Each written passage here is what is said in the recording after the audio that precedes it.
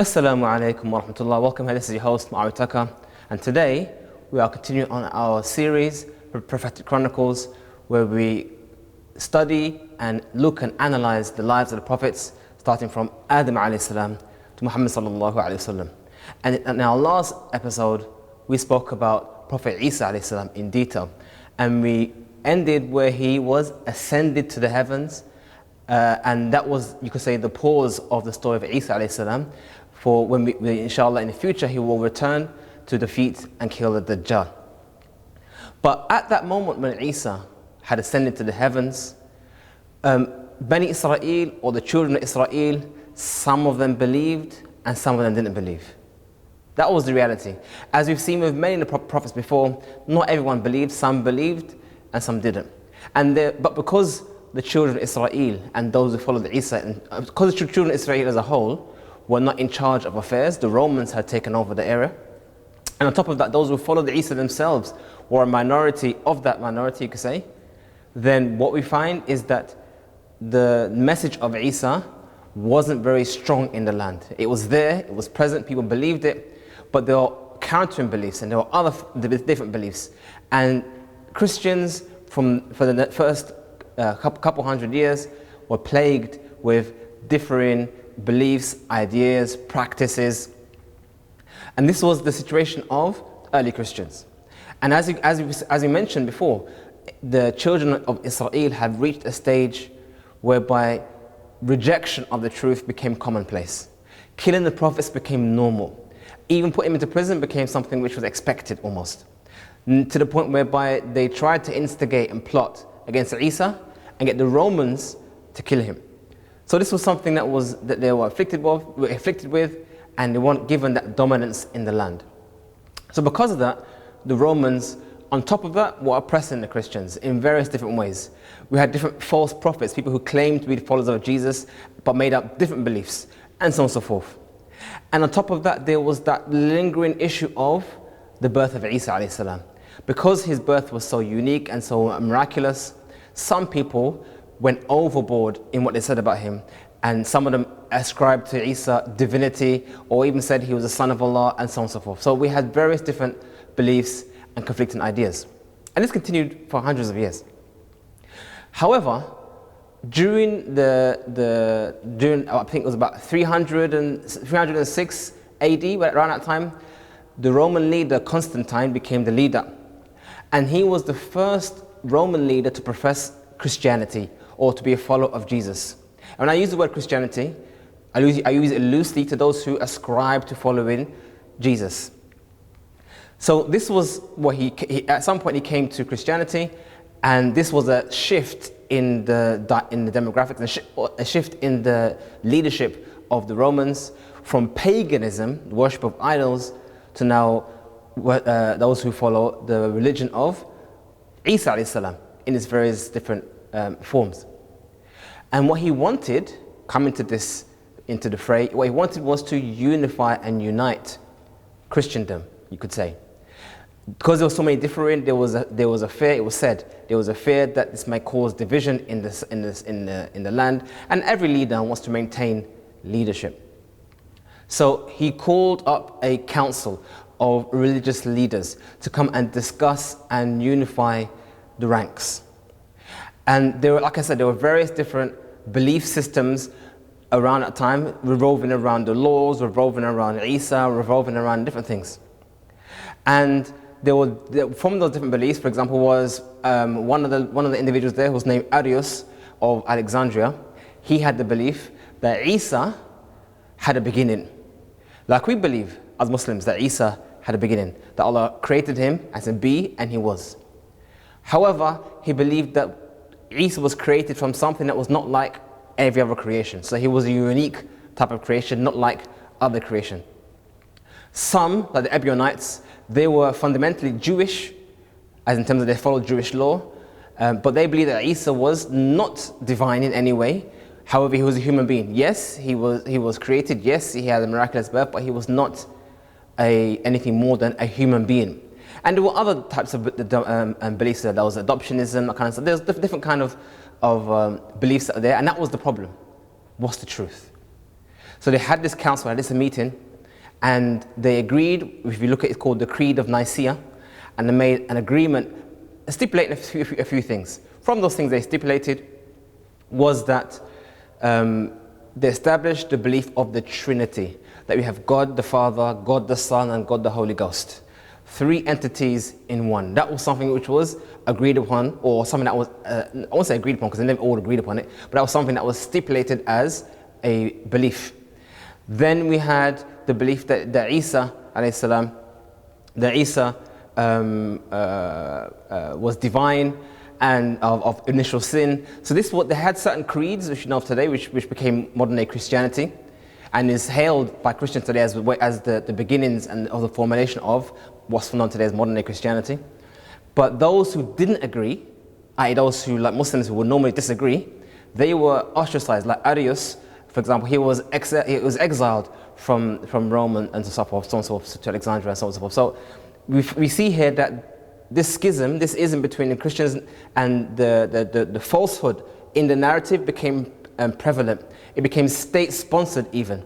And you see there was a decline in that belief. And we see an example of that with Salman al-Farisi, one of the companions of the Messenger of Allah, when he describes how he came to Islam. In brief, he was in Persia, he came across some people who were worshipping God, and he was impressed by that because he was at the time was a fire worshipper. And he said, what is your religion? I want to know about your religion. Tell me your religion. And they said it's Christianity. So he followed them, and he wanted to adopt their beliefs. So he went to Palestine, and when he got there, he found an individual calling people to the worship of Allah, taking their donations, and then putting his pocket and eating the donations, as in consuming the sadaqah. And that upset him greatly because he thought this was righteousness, which was great. But while he was there, he came across a person who was actually a worshipper, a righteous individual of God. He followed him, served him, learned what he could from him. But when he came near to the end of his life, he said, okay, where else do I go? What's next? And said, okay, there's no one in my area like me. Go to this place, there's a person who believes the same. He went there, similar thing, served him, followed him, learned the ways of worshiping Allah.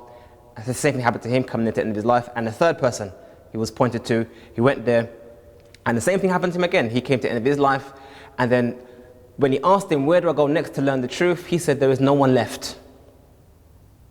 But you've come at a good time, because it's about this time that a prophet will come from this area, go there. So he tried to get as much money as he could, pay some travelers, take him to Medina. But along the way, they sold him into slavery, and that's how he ended up in Medina as a slave. And then at that time, Muhammad came, and then the story of Salman al-Farisi with Muhammad took place. But the point of mentioning that story was, we see an example of one of the companions who met the last remnants of Christianity, or those who were upon the religion of Isa alayhi salam. Because, and even they said that all the other Christians are misguided, we are the last remaining ones. So you can see here that the true message of Jesus declined until the advent of Muhammad sallallahu alayhi wasallam. And as we mentioned yesterday, Isa was the last. He was the last in a line of prophets from Ishaq, Yaqub, and the children of Yaqub, all of that, and Isa was the last. But now it was a time for a messenger to come from the other project, the other legacy from Ibrahim, from Ismail. So as you know, Ibrahim, as we covered in our previous episode, Ibrahim built the Kaaba with Ismail. And the Kaaba remained there. Ismail was a prophet of Allah, and he taught Islam. And that religion continued in the area for a while, for a long while even. However, there was an individual who brought some idols to the Kaaba, and after time, just like we saw in all other nations before, they returned to kufr. And idolatry became prevalent in the area. Up until about 570 AD, so now that's 500. So the Creed of Nicaea, where Constantine, you could say, codified the Trinitarian doctrine, that was like 330 something. So about 570 something, it's about 200 years after, an individual in Yemen built a church called Abraha, and he wanted everyone to come to this church and worship. But nearby there was a place called the Kaaba, and people went there instead, because there were still the remnants of the religion of Ibrahim. Although they had returned to shirk, still there were some things remaining. And he wanted to redirect people away from the Kaaba to his kanisa, to his church. So he gathered together some elephants, and we know the story of the elephant where they came to Mecca to destroy the Kaaba, but Allah destroyed their army before they got there. And Allah revealed the whole verse of the Quran, Surah Al-Fil, in talking about and addressing that historical event which happened with Abraha. And it was at that year, the year of the Fil, the year of the elephant, we have Muhammad sallallahu alayhi wasallam was born. Muhammad ibn Abdullah ibn Abdul Muttalib. Muhammad, the son of Abdullah, the son of Abdul Muttalib. He was born on the year of Fil, 570 AD, and this was the beginnings of a new era. We need to understand you can almost say there were three, you could say epochs, 3 stages, or 4 stages you could say, of the history of Nubuwwah. We had Adam and his progeny who were upon Islam, upon Tawheed at the beginning, and there was no shirk. And then we had Nuh alayhi salam, who came to a people who were the first ones who introduced shirk and introduced idolatry. And they came to the messengers came to them, and some listened, some disobeyed, and we had those stories already. And that was the second stage. First stage, Adam. Next stage, prophets going to different nations. And then the third stage, which is the longest one we've covered so far, was Ibrahim, where Ibrahim essentially came to his people, and we had now 2 branches. One branch, Ibrahim placed his son Ismail in Mecca, almost like a savings. He placed that one somewhere for later on. That's going to come at the end. And then this other son, Ismail, or Ishaq, sorry, who had the whole story we covered so far, with his progeny, Yaqub and the children of Israel, and Musa, and Yusha, and Jalut, and Dawood, and Sulaiman, and Jeremiah, Armiya, and all those prophets we had so far, that was all from the lineage of Ishaq, and now in the lineage of Muhammad sallallahu alaihi wasallam. So Muhammad sallallahu alaihi wasallam was born. Before he was born, his father passed away, so he was born an orphan. And as customary at the time of the Messenger of Allah sallallahu alaihi wasallam, the children who were born in Mecca were sent out to the desert, because the desert was taken to be a more pure form of raising the children, especially in terms of the language. A woman called Halima, you could say, became his breastweaning mother, you could say, who took him for the first 2 years, breastfed him. And when it came now to the end of those 2 years, there was so much barakah that came from breastfeeding that she asked to have it extended. And he had it extended. And in that time he was with Halima in the Badi, in the desert being raised, we had the event where Jibreel alayhi salam came when he was young, opened up his chest and cleaned his heart.